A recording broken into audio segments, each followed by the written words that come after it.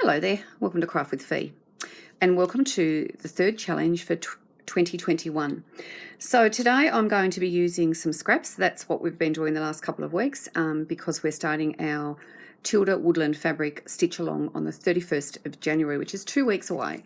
So what we'll be doing is some big projects, some biggish projects every Sunday for 10 weeks.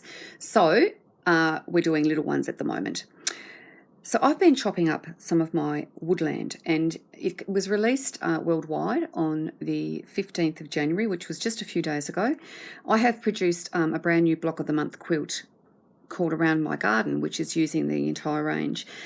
And when I was packing up some of the fabrics today to pop them into a box, I looked at all of the beautiful Selvedges and thought, oh my gosh, aren't they adorable? Let me just bring that up nice and close for you. Can you see those beautiful little squirrels?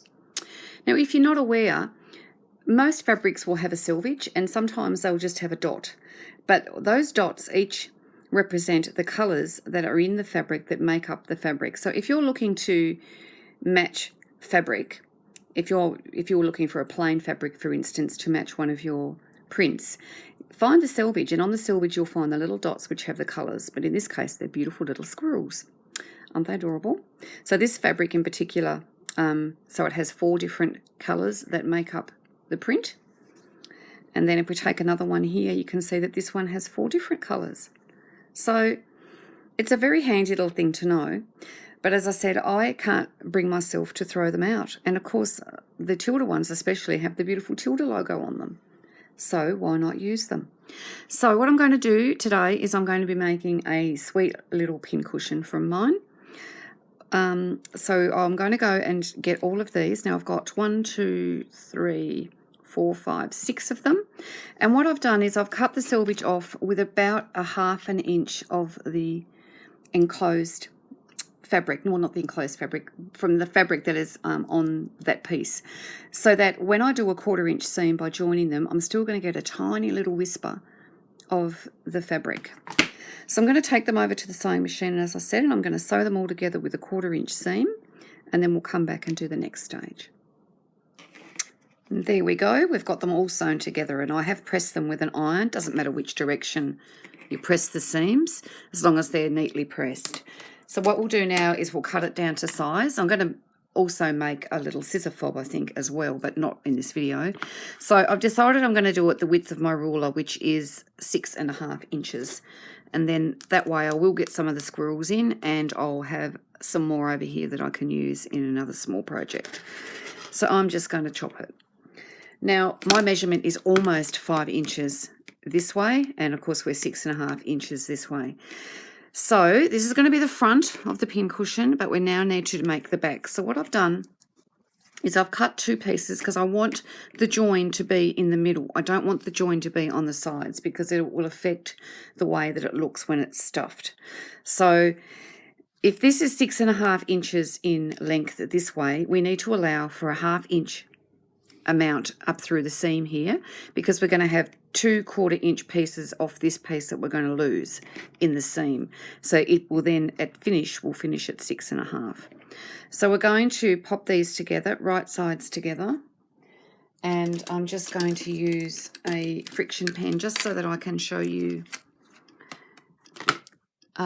what I'm going to do about the opening. So we're going to leave about, I don't know, inch and a half or so we're going to leave as our opening so that we can stuff it. So we'll go and sew from here to here and here to here, and we'll do a locking stitch on either end so it's nice and tight, and then we'll come back.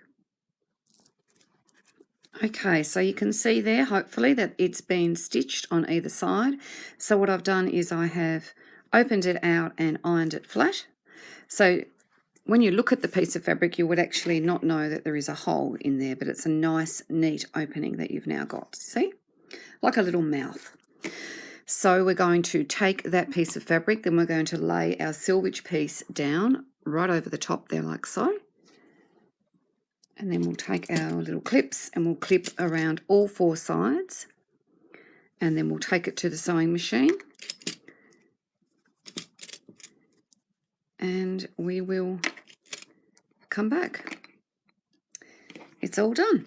So we've sewn around all 4 sides. We're going to now cover the corner stitching with our fingernail, and then we're just going to snip off the bulk of the corners so that when we turn it to the right side, we can get a nice little pointy corner.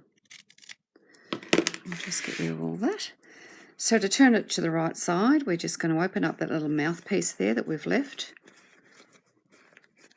and then we can turn it. Now, if you haven't watched my videos before, you'll know that my favourite tool for turning is a paintbrush. A little cheap paintbrush with a wooden handle, because it's got a nice little corner on it that we can use to poke, not a corner, a nice little end. I'm losing my words today.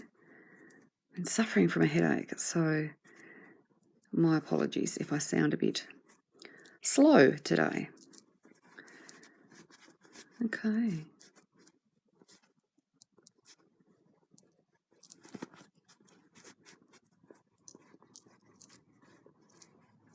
So there we go. So that is the body of our little pincushion. As you can see there, it is adorable.